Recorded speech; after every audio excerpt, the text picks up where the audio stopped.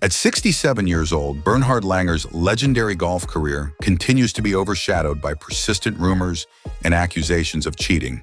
But today, the truth behind these controversies is finally revealed. And what you're about to discover will completely change how you see one of golf's most respected champions. The storm began on January 1st, 2016, when golf's governing bodies implemented Rule 14.1b, which banned anchoring the club during a stroke. This rule targeted players who use long putters by bracing them against their body for extra stability. The rule defined two types of anchoring: direct anchoring, where a player intentionally holds the club against their body, and indirect anchoring, where a player creates a stable point by holding their forearm against their body while swinging the club with the other hand. The USGA and the R&A justified this ban by arguing that anchoring created an unacceptable risk of changing and reducing the challenge of making a golf stroke. Their decision came after players using anchored putters won 4 of 6 major championships from 2011 to 2013, a statistic that likely influenced their ruling. They emphasized that the ban was necessary to protect the free swing of the entire club, which they considered a fundamental challenge requiring players to control club movement without external physical attachment. Here's where things get complicated. The rule includes a crucial word that would later spark endless debate: intentionally. A player only violates the rule if they have the intention to anchor. This means unintentional contact with clothing doesn't count as a violation. This provision transforms the burden of proof from a verifiable, observable physical act to an unobservable internal state that no referee can definitively police. Bernhard Langer had used a long broomstick putter for decades to overcome a neurological condition called the yips, which affects putting precision. When the ban took effect, he made what seemed like a minor but crucial adjustment. He moved his top hand, putter grip, and forearm slightly away from his body during the actual stroke. Video analysis confirmed this physical separation from his chest followed the rule perfectly. Importantly, the rules still allowed him to anchor the club during practice swings, with the prohibition applying only to the actual stroke itself. But this is where the controversy exploded. From a distance, Langer's modified stroke looked almost identical to his pre-ban technique.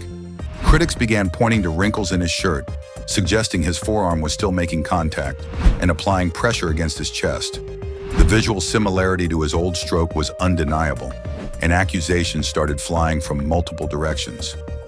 Golf analyst Bernhard Langer became one of Langer's harshest critics, openly accusing him and Scott McCarron of not truly altering their strokes. Chambly called the intent clause a get-out-of-jail-free card and argued that the rule was fundamentally flawed. He stated that a rule relying on intent effectively told players, "If you can live with cheating, then fine."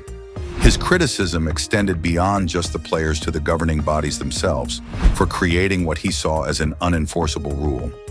Social media erupted with even more direct accusations. Users described Langer's stroke as laughable and a blatant disregard for the rule. Unnamed caddies and players on the PGA Tour champions also expressed skepticism privately, though few were willing to speak publicly. The controversy had transformed from a technical debate into a moral crusade, with many believing that following the letter of the law wasn't enough if you violated its spirit. But here's what the critics consistently ignore. The official response from golf's governing bodies has been unwavering and crystal clear.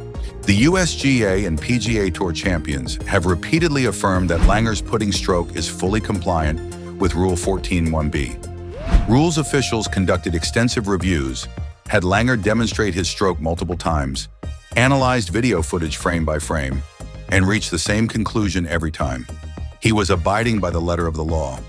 They explicitly stated they had seen no evidence of a breach and confirmed that unintentional contact with clothing is not a violation. This wasn't a one-time ruling either. Officials have cleared Langer's stroke repeatedly over multiple years, demonstrating their confidence in their assessment.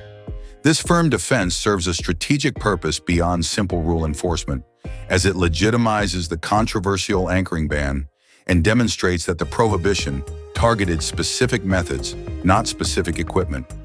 Langer himself has consistently maintained his innocence throughout this ordeal. He has stated he is certain he is not anchoring his putter and is not violating any rules. His reputation speaks volumes here. Langer has a long-standing history as a man of integrity who has actually called penalties on himself during tournaments. This is not the behavior of someone who would knowingly cheat or exploit rule loopholes. He has repeatedly offered to demonstrate his stroke to critics and rules officials, showing complete transparency about his technique. Langer has also suggested that the controversy exists primarily because of his continued success, arguing that if he weren't winning tournaments, nobody would pay attention to his putting stroke. This observation highlights how success often invites scrutiny that lesser performers avoid.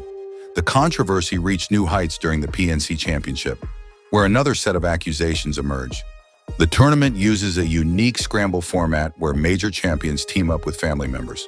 To accommodate the wide range of ages, genders, and skill levels, the tournament employs an age-based tee system designed to level the playing field and provide fair competition for all participants.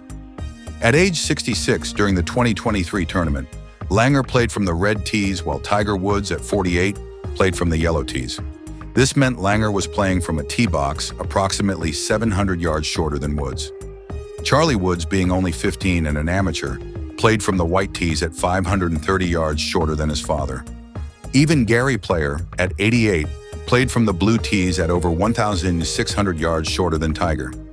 Fans and critics viewed this as an insane advantage, especially when Langer's team defeated the Woods team in a playoff. The outrage wasn't because Langer broke any rules, but because the rule itself seemed flawed when it allowed such a significant advantage against one of golf's biggest names. The situation highlighted the subjective nature of fairness in competitions with widely varying abilities. But this outrage completely missed the point. Langer wasn't breaking any rules or exploiting loopholes. The tournament committee had established these tee assignments specifically to create fair competition across different age groups. Professionals aged 64 to 72 were assigned to play from the red tees, while those 54 and under played from the yellow tees. Langer was simply following the tournament's official rules that were designed to accommodate his age group. The controversy highlighted how public perception of fairness doesn't always align with actual tournament rules. What the committee deemed a necessary handicap system, the public saw as an unfair advantage, particularly those rooting for the popular Woods team. This disconnect between official fairness measures and public expectations created another layer of criticism directed at Langer. A second accusation emerged when a journalist and social media users accused Langer of cheating by intentionally placing his ball on a favorable spot in a bunker to gain an advantage. This allegation demonstrated a fundamental misunderstanding of scramble format rules and how they differ from traditional stroke play.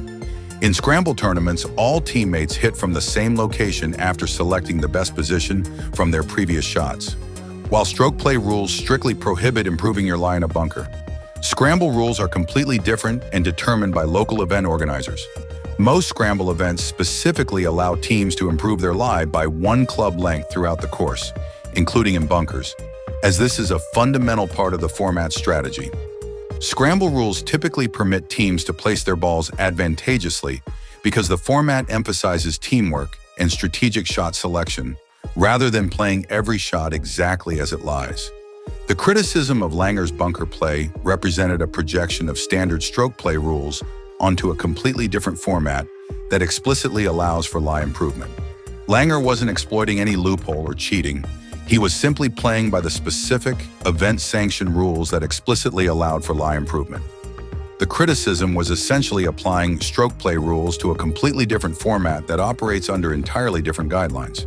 This demonstrates how lack of public understanding of event-specific rules can rapidly transform into accusations of cheating, regardless of the actual facts. These controversies reveal something deeper about modern golf and public perception. The anchoring rule's reliance on subjective intent rather than objective physical standards created an impossible situation. No referee can definitively determine a player's internal motivation, only observe their actions. This gray area allows for perpetual debate regardless of official rulings. The unique nature of Langer's situation becomes clearer when compared to other golf controversies. In 2013, Tiger Woods received a two-stroke penalty for an improper drop reported by a television viewer. In 2017, Lexi Thompson received a four-stroke penalty for incorrect ball placement. Both incidents involve clear violations of established rules, with debates focusing on rule application and video technology's role. Langer's controversy is fundamentally different. It's not about a known rule being misapplied, but about the very design of the rule itself. The anchoring band's reliance on subjective intent allows for technical compliance while inviting moral condemnation. This makes Langer's case a more profound test of golf's philosophical identity, forcing conversations about whether the game should be governed by strict, objective codes or subjective, unwritten spirit. Langer's case has become a perfect example of how visual evidence can override technical compliance in the court of public opinion. Critics focus on what the stroke looks like rather than whether it actually violates the written rules. This emphasis on the spirit of the game over the letter of the law creates a persistent cloud of suspicion that official vindication cannot dispel. Despite the ongoing noise, the facts about Bernhard Langer's career remain undeniable. He's a two-time Masters champion with a record number of wins on the PGA Tour Champions.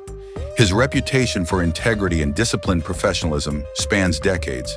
His former caddy described him as a rule-abiding, focused gentleman who would never knowingly flout the rules. The real tragedy is how these baseless controversies have become part of his legacy despite consistent official clearing. The debates surrounding Langer demonstrate the power of perception over regulatory fact. While critics continue their accusations based on visual impressions and subjective interpretations of game spirit, the governing bodies of golf have repeatedly confirmed what should be obvious. Bernhard Langer is not a cheater. He's a champion who has successfully adapted to rule changes while maintaining his competitive edge well into his 60s. The controversies say more about the challenges of modern golf governance and the influence of social media speculation than they do about Langer's integrity.